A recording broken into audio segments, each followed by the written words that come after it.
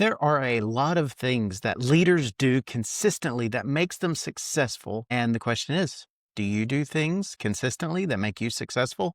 In this video, we're going to be talking 4 essential habits that really sets leaders apart, something that really great leaders do consistently. And these are part of just their normal, regular habits. I hear the quote and I want to share it with you.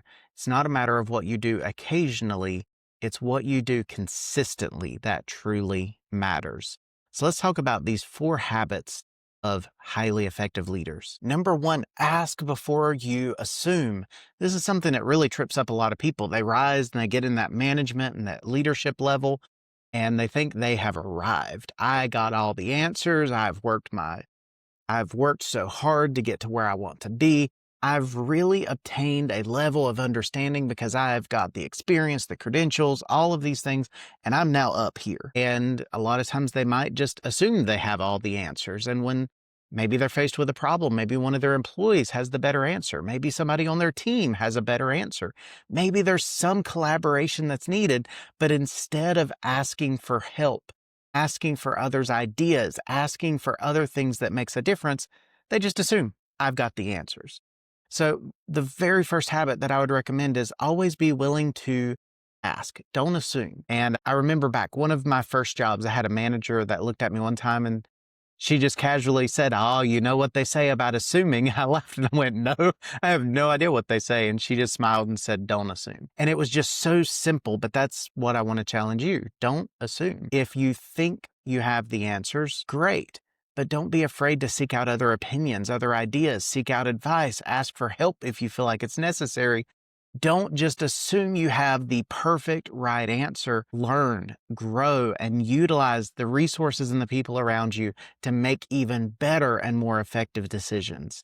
That is a habit that really efficient and effective leaders do that sets them apart. Number 2, schedule time for thinking and strategic thinking.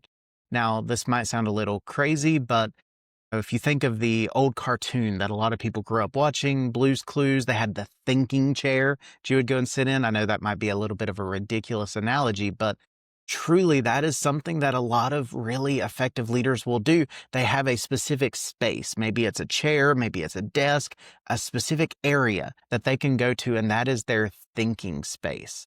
They schedule and plan time to think. I've heard John Maxwell talk about this, where he talks about having time every single day that he just schedules and it's time for thinking.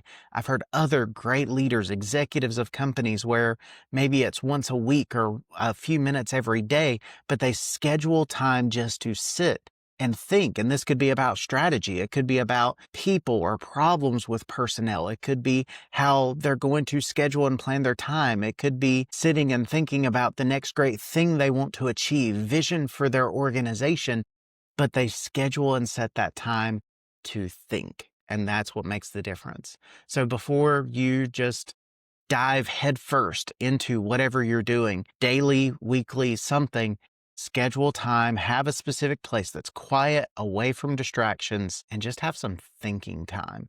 And that makes a big difference. Number 3, a habit of a highly effective leader is they give and they seek out consistent real-time feedback. And what I mean by this is they're not going to wait for an annual performance review. If they have an employee who is having performance issues, they're going to go and address it and work with them in real time, not waiting till some annual performance review.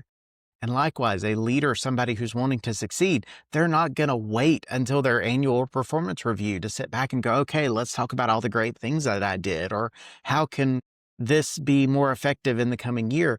They're going to be strategizing and talking about it and having these conversations throughout the year.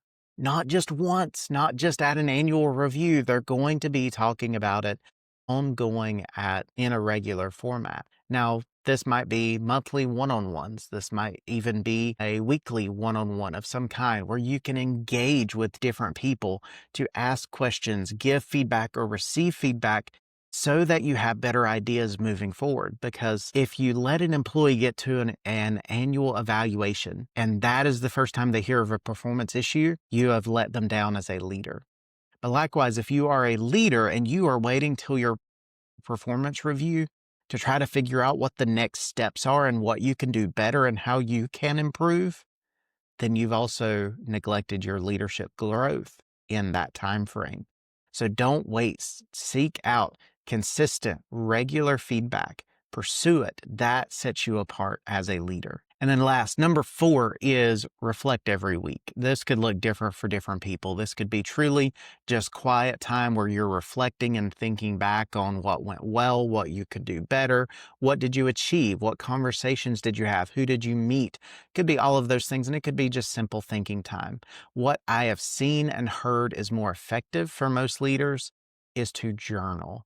And that is journaling those same things. What went well? What could I do better? Who did I meet? What productive conversations did I have? What great ideas did I think of this week?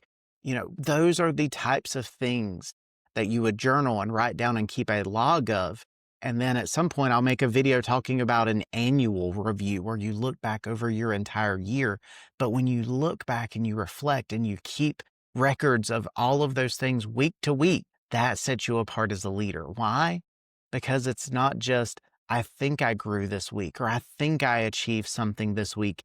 It gives you a sense of accountability where you yourself are holding yourself accountable.